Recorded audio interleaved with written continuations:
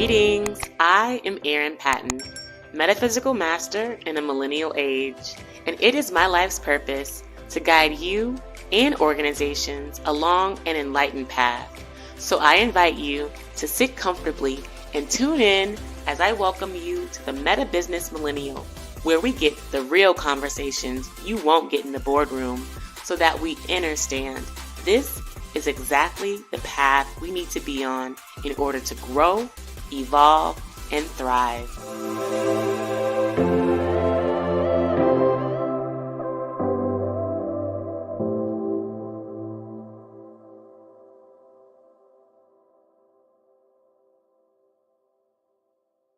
Greetings, I am Erin Patten, also known as Master L, and welcome to the MetaBusiness Millennial Podcast. We are live on Facebook, Instagram, YouTube, LinkedIn, and we've had a few starts and stops here. So thank you all for who are staying with me and tuning in. Tech issues are what they are. And so I'm glad you guys can hear me. Thanks for the thumbs up. And if you haven't already, I highly encourage you to follow me at I am Erin Patten across social media channels. And if you feel so called, if this message really resonates with you with this podcast, definitely share this video with a friend, like it, subscribe to the channel, comment, also DM me, whatever's what you feel called to do. I just want to hear from you. And here we are diving in finally. And I'm really excited to talk about today's topic because last week was a live mastermind that I host around at once a month. And before the mastermind, I had polled my followers on Instagram around issues that deeply resonate with them in terms of challenges with leadership, challenges with work-life balance. What are some of the metaphysical techniques that you guys practice? And I really want to zero in on the responses that I got related to work-life balance, because it came up for me this morning. Actually, I was just chatting with a neighbor, about just finding the balance between work and play and vacation. And I know that for some of us, life in and of itself is just overwhelming as fuck, like point blank. Like we can just really be honest about that. And if we are finding that life is overwhelming, then of course work is going to be overwhelming. And we don't want to continue to live in a state of overwhelm because that then puts us in more or less like a fight or flight mode. And we're constantly reacting. We're constantly, reactionary and really not responding from a place of consciousness, centeredness. And on top of that, it creates a lot of dis-ease in the body. And I feel like I talk about this every week, this dis-ease, but it manifests in so many different ways. And especially manifests when you're not moving in a place of peacefulness, of calm, of confidence, of comfort, of security. And when we're not moving from those places, it makes everything hard. Okay. And there were a few things that came up when I was asking folks about the work-life balance. Specifically, it was around, do you feel supported? People felt like they needed more support. People felt like they weren't able to delegate tasks. Those two really started to come up. Like they felt like they were doing everything and there was no one there to help. And and I know this too well. That's how I was able to ask these specific questions for the poll, because these were the exact feelings that I was experiencing. I would say a few years ago when I was, newly a mother, navigating care for my own mom, and trying to figure out what I wanted to do with my career and my business, along with the turmoil that was happening in my personal relationship, like my romantic relationship and my friendships that were, evolving, put it that way. So I just named like 4 or 5 things that were happening, and all of them were very difficult for me. And it was also difficult to find support in all of those things. Like, you can talk to some friends here, you can talk to some people there, but then at the end of the day, like, who do you have to listen to? And it's going to be your own voice, right? And so I felt like for me, there was a little bit of a lag there in terms of just figuring out what voices I could listen to. Because if it wasn't my own voice, because I didn't have it developed by then, I didn't have the confidence then to even hear my own voice, maybe could even hear it. So who could I trust that I really could listen to and learn from. And, I love to say this to my friends and my clients and students, that when the student is ready, the teacher will appear. For me, I believe that we're put the universe, source, God, however you want to describe it, puts us in situations sometimes where we have to cultivate our own decision making skills. And that was also one of the answers was, is it difficult making decisions? And people indicated that it was difficult to make decisions because we always want to be right. Let's talk about that, because it's difficult to make decisions and listen to your own voice, because if you're wrong, you have no one to blame but yourself. And generally, when we're operating in this space where we're feeling that lack of support, we're feeling just a lack mindset, it's much easier for us to blame someone else for our problems. And that's a completely valid and normal place to be in. So don't knock yourself or beat yourself up for being in that position, because that's part of the evolutionary journey, is to blame. And it's in it, like I said, it's easier. And until you can start to look at yourself and see, okay, what am I doing to make this situation bad? Or what am I doing to make the situation good?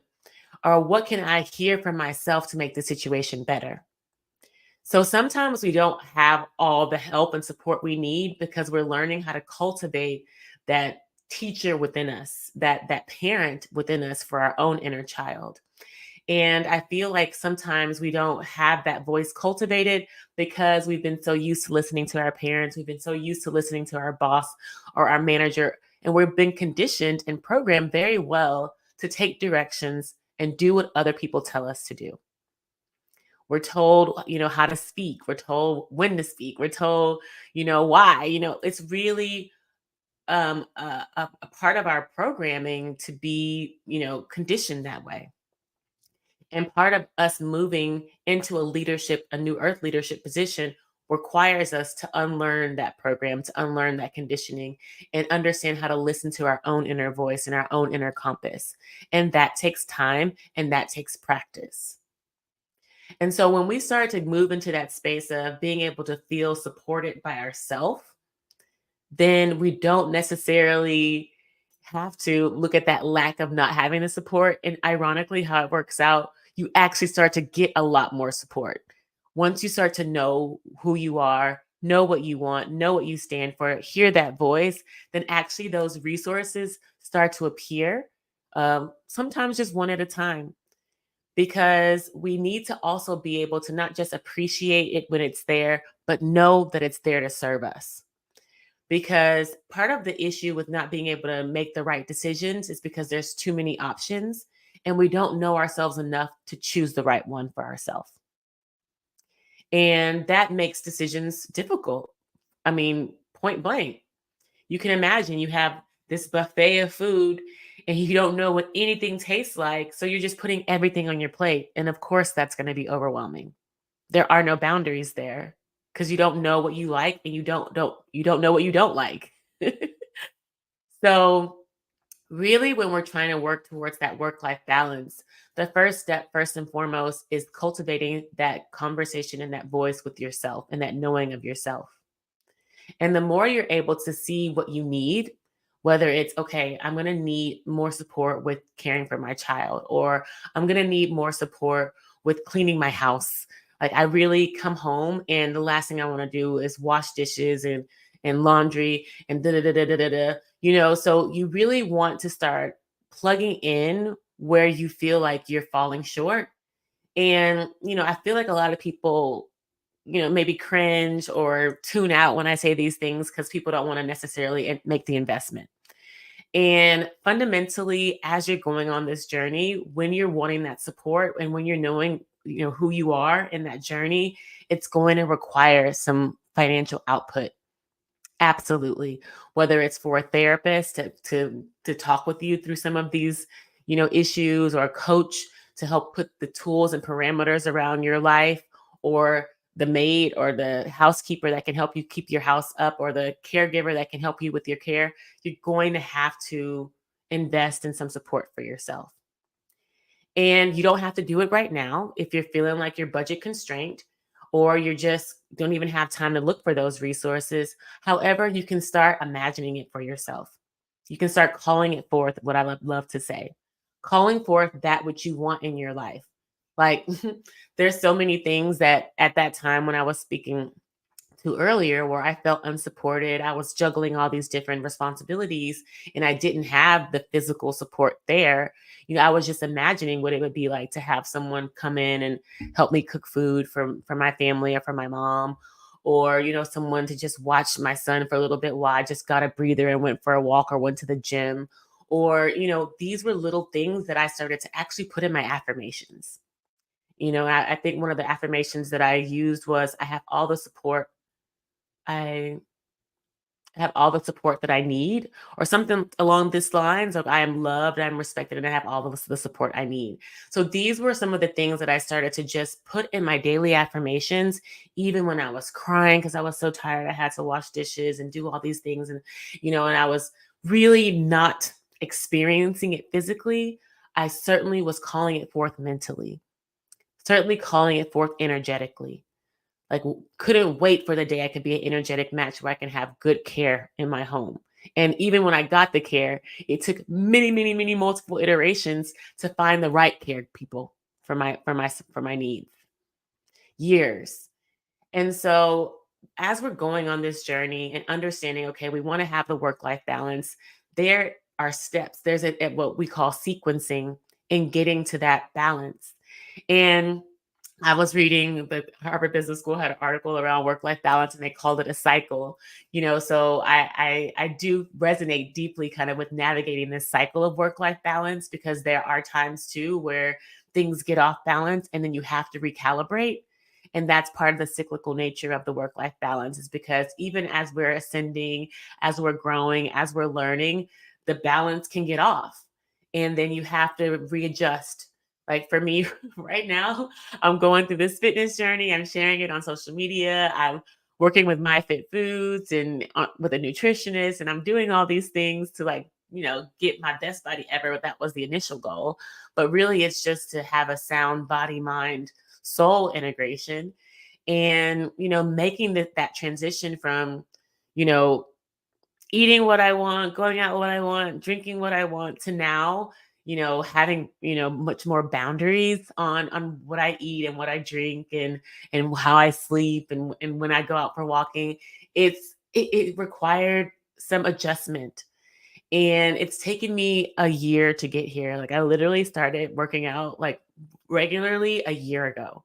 And I just now feel like, okay, I feel like, I'm getting the hang of this, but the shit's still hard. And so I feel like for you, wherever you are in your journey, like you set a goal, you're like, okay, I want to be fit, or I want to have, this much, success in my business, or I want to have this much more stability in my family. Okay. You don't necessarily have to write it down, but you see it, you picture it. If it works for you, you write it down. You post some pictures on your wall, like a vision board. I had my vision board right here for me all the time. And you arc towards that. Every day, you're doing little things to help you get towards that goal. And of course, when the student is ready, the teacher will appear because I have been calling forth this desire to have a better body, to have a healthier lifestyle, but I knew I needed help. And I wouldn't say out the blue, when the time was right, the perfect trainer appeared for me. The perfect physical trainer for me appeared. And then the perfect nutritionist appeared for me. So it was coming at the right time, actually when I could energetically handle it.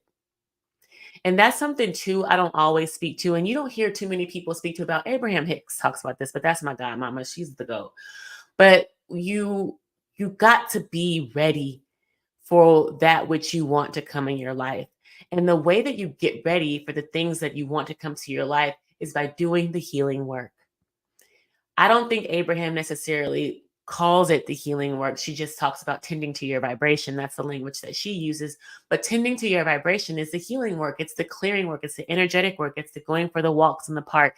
It's taking the salt baths. It's speaking to a coach or a therapist or someone who can navigate all of the nuances of your emotions with you and help you to really rise above them. It's treating people more kindly. It's looking at the losses as lessons. It's reframing your mindset. It's all of those things. And the more that you do those things, the more you will feel better, the more you will feel confident, and the more you will have that balance that you're truly seeking between your work and your life. Because there's going to always be the tugs and pulls from this direction, from that direction, really, challenging you where you are today. And that's just how it is. So those challenges are going to look different for you. They're going to look different for her. They're going to look different for him. Yet we are all walking this path towards a greater good. And it's so much easier to trust and know that you are supported on that path. And actually that's exactly what I'm here for.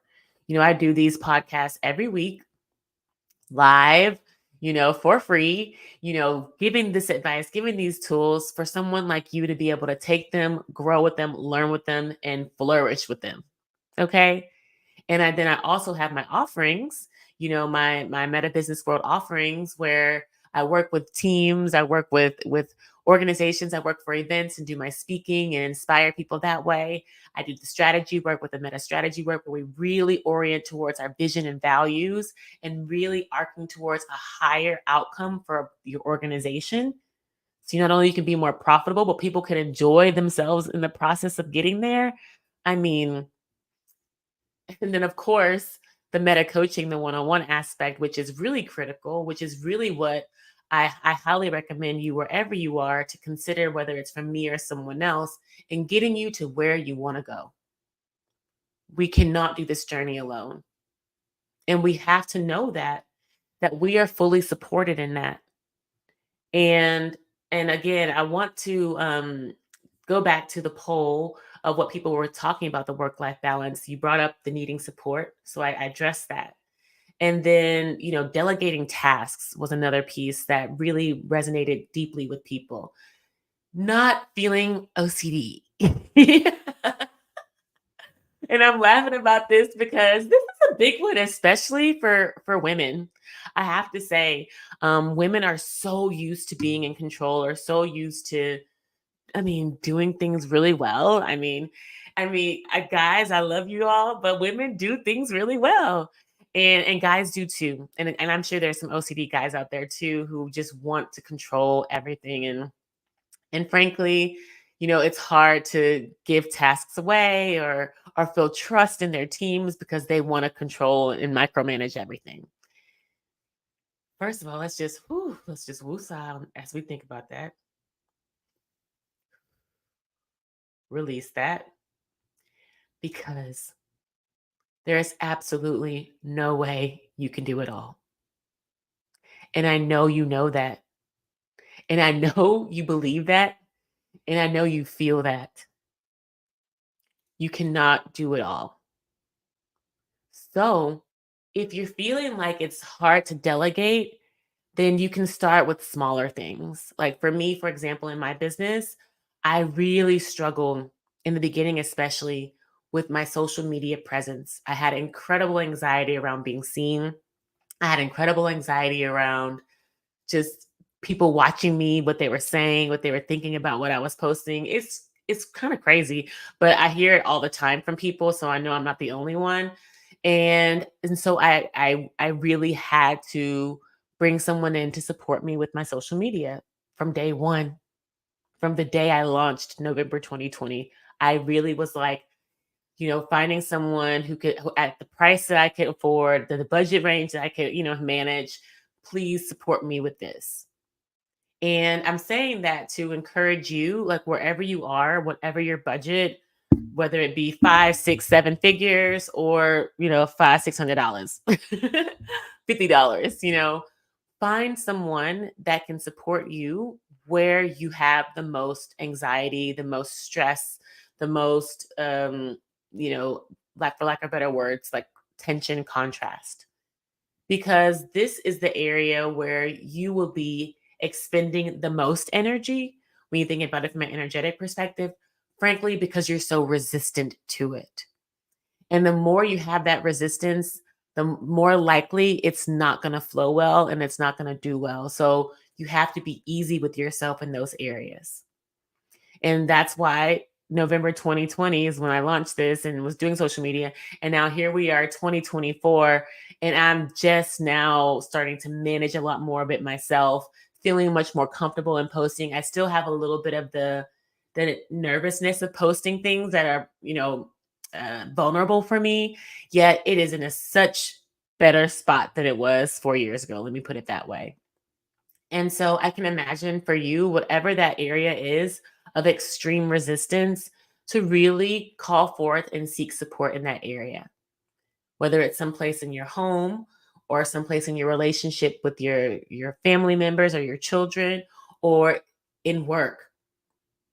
Seek support for that area of your life so that you can start releasing the resistance there. Because when you release the resistance in one area, it frees up space for others. And it's so interesting because I know this, and I just was talking with a friend recently about just like when you're holding on to something and you don't want to delegate to someone else, you want to just hold on to it yourself. Well, then when you're releasing it, you're actually opening up yourself to receive more. You're freeing up space to receive more, whether it's support, opportunities, gifts, blessings, bigger challenges. It's going to be something that helps to grow and evolve who you are, where you are for yourself and for your business. So the delegating of tasks really is around relinquishing the control. And another way that I started to heal this aspect of myself was really starting to create affirmations around trust, affirmations around confidence. Also, I was put in situations where I actually had to do the work and invite people in to help me, whether it was with legal cases where I had to hire attorneys to sit with me and talk to me about the situations that are going on in my cases. That gave me so much anxiety, but now I'm able to, like, okay, logically think through, keep my emotions calm and at bay, and really listen. So, and that took years. So it really requires patience with yourself, grace with yourself, and relinquishing that control. The delegation of tasks, delegation of work is a requirement for you to be able to think higher ideas, think of bigger things, do more work, reach more people. You're going to have a team. Even if you already have a team, you're not going to need to utilize each and every one of them to their highest potential. And I believe that that's where a lot of managers, that's where a lot of leaders fall short because in many ways they don't know how to build up their team. I mean, yes, we do team building exercises and we have company retreats and we do these things, but really, are you trusting in these people? Can they trust you? And that starts also as a leader with your ability to be vulnerable about where you are, about your needs, about where they are, about their needs, communicating those things, making sure that the tasks that you have can actually be done well by other people, preparing them for doing this work that you're delegating to them, and not just offloading something to someone and then getting mad when they fall short because they weren't properly trained or prepared.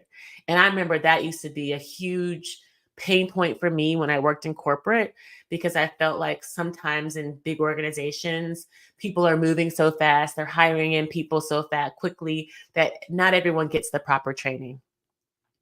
And so then when you mess up or things don't come out right, then your manager's mad at you. You're being, demoted.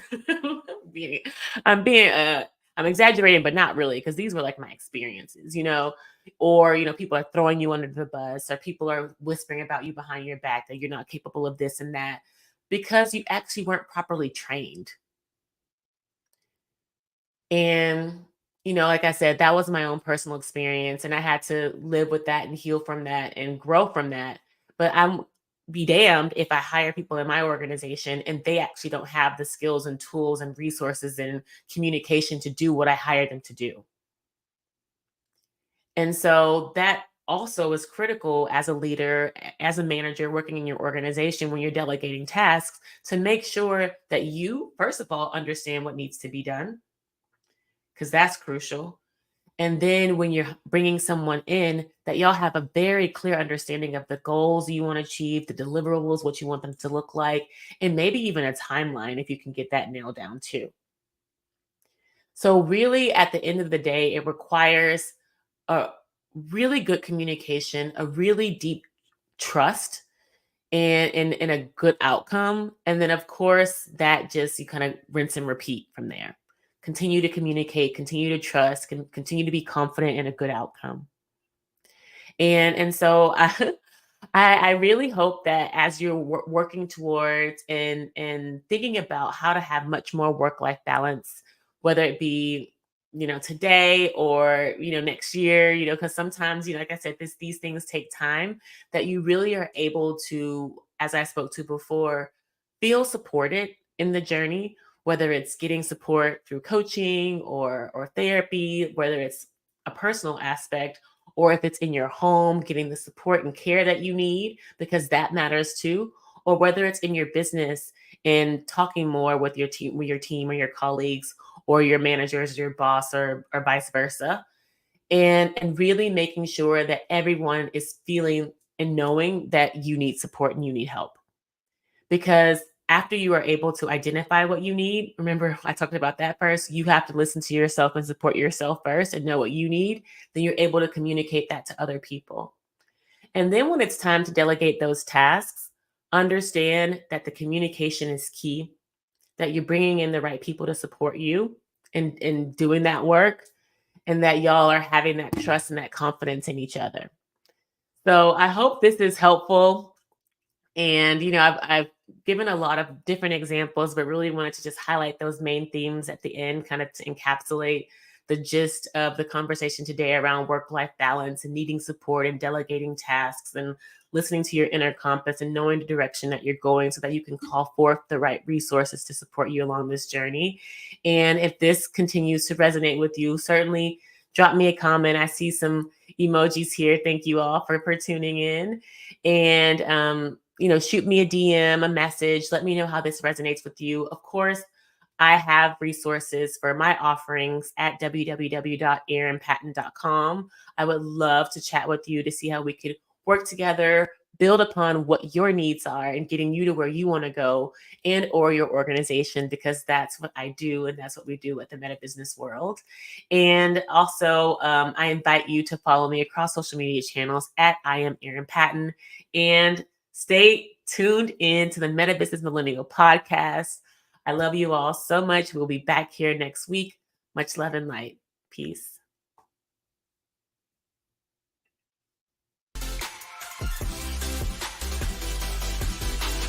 Did you really love this episode of the Meta Business Millennial Podcast? Well, I am honored, and I appreciate you subscribing, leaving a review, and sharing it with your friends, because your feedback allows us to co-create more enlightened conversations. And if you're interested in growing your soul now, head over to my website, erinpatten.com, to find all the show notes, links, and free resources to get your energy activated today. In the meantime, stay bright, my friends. Much love and light. Peace.